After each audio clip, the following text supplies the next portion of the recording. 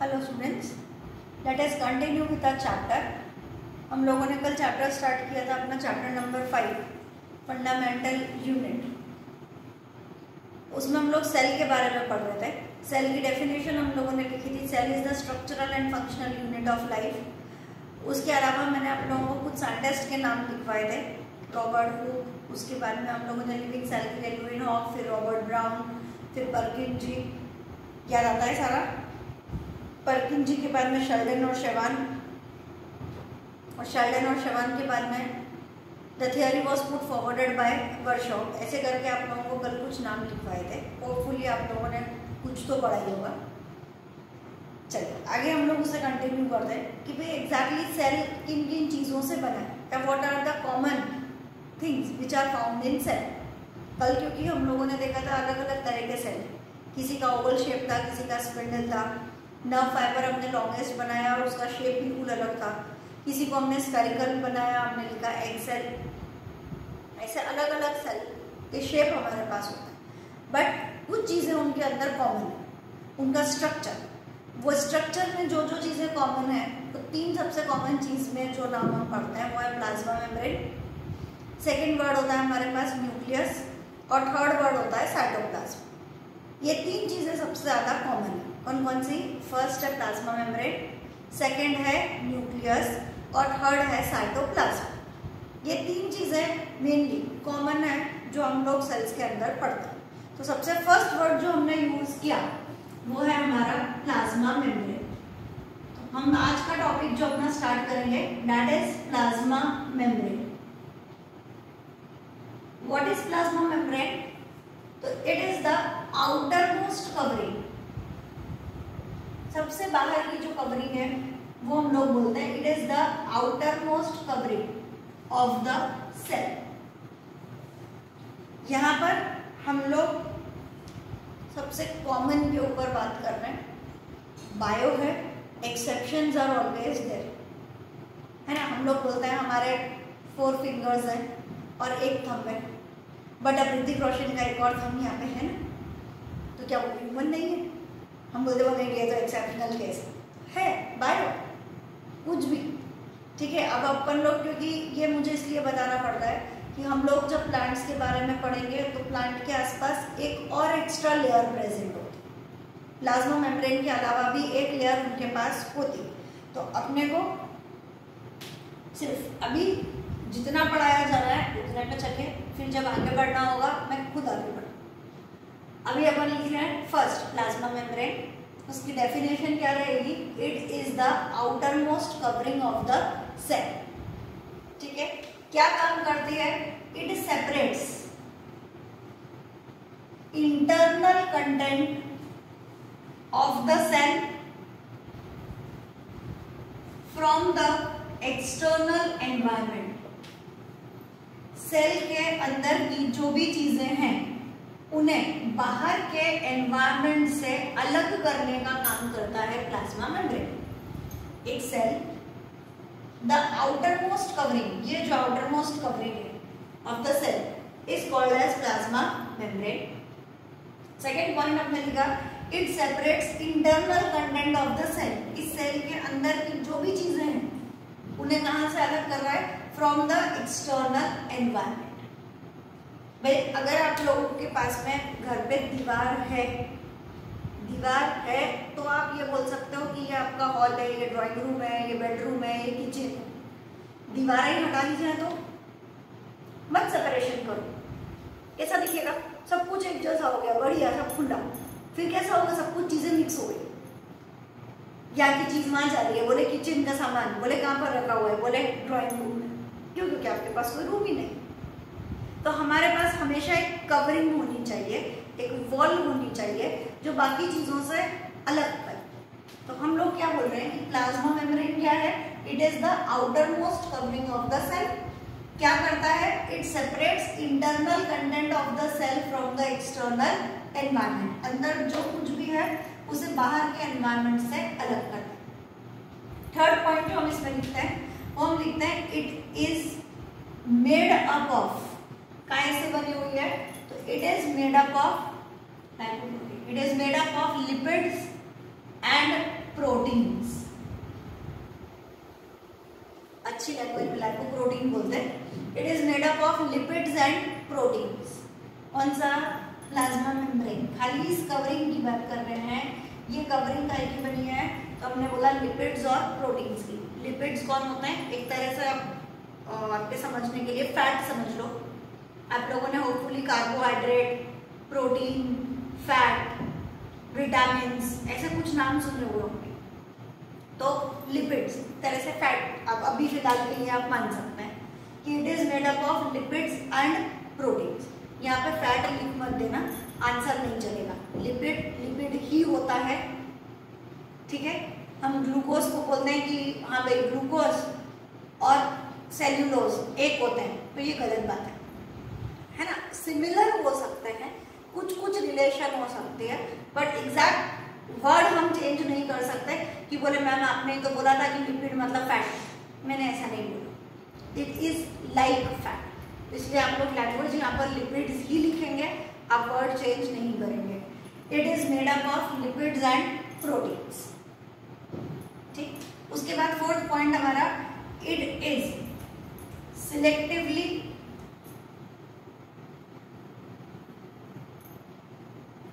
Permeable in nature. Please language पे ध्यान दीजिएगा, क्योंकि आप इन वर्ड्स को चेंज नहीं कर सकते। मैं जो बोल रही हूँ वो सिर्फ आपको समझाने के लिए एक इजी लैंग्वेज में मैं उसका आपको सिनोनिमस दे सकती हूँ, लेकिन लिखते टाइम जो मैंने यहाँ बोर्ड पर लैंग्वेज लिखी है वही लैंग्वेज आपके स्कूल की आंसर शीट के अंदर होनी चाहिए। आपने लैंग्वेज बदली, आपके मार्क्स भी वहाँ से गायब हो जाएंगे। फिर आप क्या बोलते रहो टीचर को कि मैम हमने तो सही लिखा था, हमने तो ये लिखा था। कोई नहीं मानेगा आपकी बात, कोई भी नहीं। तो इसलिए प्लीज लैंग्वेज पे ध्यान दीजिए कि जो वर्ड हमें चाहिए, हाँ ए एन द आगे पीछे का आप सब अपने आप ऐड ऑन करें, लेकिन जो टर्म चाहिए वो चाहिएगा ही। इस बात को ध्यान रखकर ही प्लीज बारह पढ़िए। हमने पहले बोला it is the outer most covering of the cell. It separates internal content of the cell from the external environment. Third, it is made up of lipids and protein. Fourth, हमने बोला it is selectively permeable in nature. इसका मतलब आप समझ सकते हैं, selectively permeable in nature का मतलब it allows entry and exit of particular substances. Particular बोलिए, यहाँ पर आप लैंग्वेज चेंज कर सकते हैं। स्पेसिफिक बोलिए, उसमें आप अपनी लैंग्वेज चेंज कर सकते हैं। एंट्री एंड एग्जिट की जगह इन और आउट इजी आपको करना है, आप वहाँ कर सकते हैं। ये लैंग्वेज चेंज नहीं होगी। यहाँ पर आप समझाते टाइम जब आप उस वर्ड का मीनिंग लिख रहे हैं, मीनिंग क्या है? Be in your language. It allows entry and exit of specific substance inside the cell and from outside the cell. मतलब अगर मुझे इस सेल के अंदर कोई चीज लेनी है तो भी वो फिक्स है कि कौन सी चीज अंदर आ सकती है, और इस सेल से अगर मुझे कुछ बाहर भेजना है तो वो भी फिक्स है कि वो ही चीज चाहिए। लाइक एक डस्ट पार्टिकल आया, वो डस्ट पार्टिकल यहाँ पर आ गया और उसने बोला knock knock knock, cell please मुझे अंदर आने दो। तो क्या सेल उस डस्ट पार्टिकल को अंदर आने देगा? No, it will not allow that dust particle. वो बोलेगा मैं आपको जानता ही नहीं, आप यहीं की नहीं बाहर चले जाओ। तो इसलिए ये हम लोग लैंग्वेज लिखते हैं इट इज सिलेक्टिवली परमिएबल, ठीक है। वो कुछ ही सब्सटेंस की एंट्री और एग्जिट को अलाउ करेगा। ये खुद सेल का जजमेंट है कि कौन सी चीज को अंदर लेना है, कौन सा को बाहर। चलिए आगे बढ़ते हैं इसी में। ये तो आपका हुआ प्लाज्मा मेम्ब्रेन के पॉइंट्स 1 2 3 4, ऐसे 4 पॉइंट्स हम लोगों ने लिखे। अब अपन यहाँ पे पढ़ रहे हैं इस पॉइंट को आगे, सिलेक्टिवली परमिएबल इन नेचर से रिलेटेड हम लोग कुछ और पढ़ रहे हैं। क्या अलाउ करता है वो? तो इट अलाउस, किसे अंदर आने दे रहा है? Oxygen to enter inside the cell and leave carbon dioxide from the cell. भाई अपन लोग जो इनहेलेशन और एक्सहेलेशन कर रहे हैं, हमने जो अंदर सांस ली, ऑक्सीजन लिया, ये लंग्स तक जाएगा, लंग्स से हार्ट में जाता है, हार्ट के बाद ये पूरी बॉडी को दिया जाता है, ठीक है, जिससे हर एक सेल के पास ऑक्सीजन पहुंचे, हर एक सेल के पास ऑक्सीजन जाता है, वो उससे एनर्जी बनाता है और फिर एनर्जी से हमारी बॉडी चलती है। तो ऑक्सीजन लेना और बाहर क्या निकालना, कार्बन डाइऑक्साइड। तो ये जो प्रोसेस है लेना और देना, तो डेफिनेटली सेल के अंदर उसको जाना है, किसको जाना है, ऑक्सीजन को जाना है और कार्बन डाइऑक्साइड को यहाँ से बाहर निकलना है। तो उसके लिए गार्ड कौन है, प्लाज्मा मेम्ब्रेन। ये प्लाज्मा मेम्ब्रेन उन्हें अलाउ करती है कि ठीक है आप ऐसा आना जाना कर सकते हो। कौन से मेथड से अलाउ करती है, तो plasma membrane allows the entry and exit of gases like oxygen and carbon dioxide by the simple process of diffusion। Chemistry में पढ़ा है वर्ड डिफ्यूजन। क्या बोला हम लोगों ने, plasma membrane allows entry and exit of gases like oxygen and carbon dioxide bye simple process of diffusion. अब what is diffusion, तो वो हम लोगों ने पहले भी लिखा है, अभी भी आप लोग लिख लीजिए। It is the movement of gaseous particle, कौन मूव करेगा, gaseous particle from region of higher concentration to region of lower concentration. याद आएगा केमिस्ट्री, अगरबत्ती की स्मेल, इंसेंस स्टिक की स्मेल, वो वाला पार्ट। तो the movement of gaseous particle from higher concentration to lower concentration is called as diffusion. अब अगर वाटर को अंदर बाहर आना होगा तो क्या करेगा, water can also move in and out of the cell by a process of osmosis. बच्चा प्लीज नाम पर ध्यान दीजिए, गैसियस पार्टिकल अगर इधर से उधर जा रहे हैं तो हमने प्रोसेस को नाम दे रखा है डिफ्यूजन, और अगर वाटर मूव कर रहा है तो हम लोग नाम क्या देंगे, ऑस्मोसिस। अब ऑस्मोसिस की डेफिनेशन प्रॉपर होनी चाहिए, it is quite important. Osmosis की डेफिनेशन है, it is the movement of water particles from region of higher concentration to the region of lower concentration।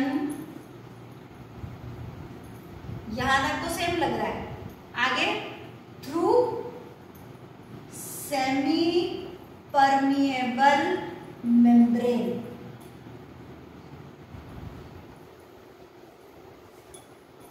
Language क्या चेंज करी हमने, डिफ्यूजन में हमने बोला था गैसियस पार्टिकल, यहाँ पर हम लोग बोल रहे हैं movement of water particles from region of higher concentration to the region of lower concentration through semi permeable membrane is called as osmosis.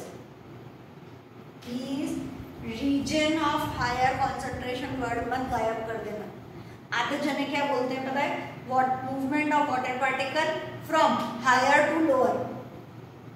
क्या हायर टू लोअर, पूरा लिखिए, from the region of higher concentration to the region of lower concentration, पूरा लिखना, through semi permeable membrane is called as osmosis. ठीक है, तो आप लोगों को दोनों पता होना चाहिए, डिफ्यूजन की लैंग्वेज भी पता होनी चाहिए, ऑस्मोसिस की भी पता होनी चाहिए। ठीक, अब आगे बढ़ते हैं इसी टॉपिक में।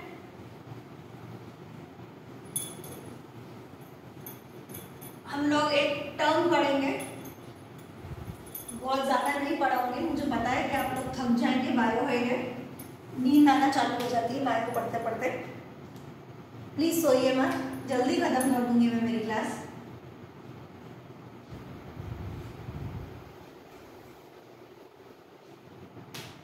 ये सब आपका प्लाज्मा मेम्ब्रेन के अंदर ही चल रहा है, प्लाज्मा मेम्ब्रेन अभी खत्म नहीं हुआ है, वही टॉपिक मैं आपको पढ़ा रही हूँ। आज खत्म कर भी नहीं रही हूँ, कल और इसे कंटिन्यू करेंगे। अभी आप लोगों को लिखना है एंडोसाइटोसिस। इसकी डेफिनेशन लिखे, the flexibility of cell membrane, the flexibility of cell membrane enables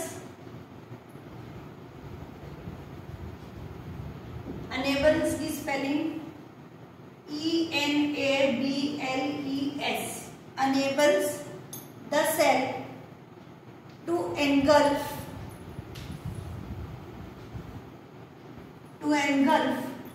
in food and other material, to engulf food and other material from the external environment, and the process is called as endocytosis. क्या बोल रहे हैं? Flexibility of cell membrane. Cell membrane के पास क्या है? Flexibility. Cell membrane कौन है? प्लाज्मा मेम्ब्रेन है ना। सेल मेम्ब्रेन बोलिए, प्लाज्मा मेम्ब्रेन बोलिए, एक ही बात है। The flexibility of cell membrane और plasma membrane enables it to engulf food particle or other substances from the environment. The process is called as endocytosis. ये हम लोगों ने क्या ड्रॉप किया? कल भी ड्रॉप किया था, अमीबा। इस अमीबा के लिए समझिए, ये पूरा एक सिंगल सेल है। इस सिंगल सेल यहाँ पर फूड रखा हुआ, इस अमीबा को ये वाला खाना खाना क्या करेगा?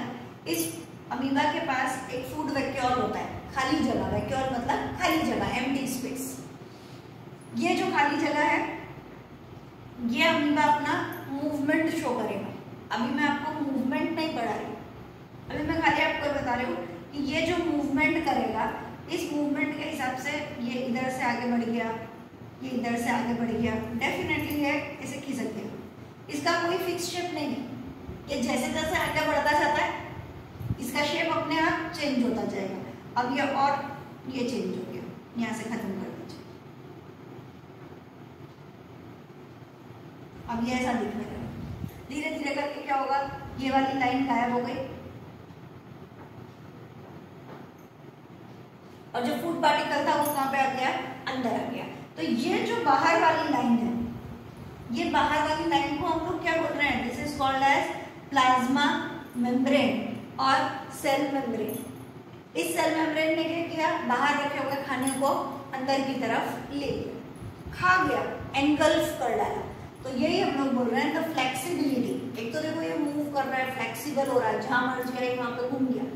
तो the flexibility of cell membrane और plasma membrane enables it, enables मतलब उसे करने के लिए अलाउ करता है, enables it to engulf, खा जाना, engulf the food particle और other substances, कुछ और भी चीज होगी तो वो इसी तरह से लेगा, is called as, क्या वर्ड दिया हमने? एंडोसाइटोसिस। एंडो अंदर लेना, साइटोसिस सेल के अंदर लेने के प्रोसेस को हम लोग नाम देते हैं एंडोसाइटोसिस।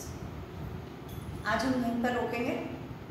जितने टर्मिनोलॉजीज आप लोगों को पढ़ाई है वो प्रॉपर तरीके से आप लोग लिखेंगे भी, लर्न भी करेंगे। जो लैंग्वेज मैंने आपको बोली है उसे आप अंडरलाइन करिए और लर्न। चलिए बाय।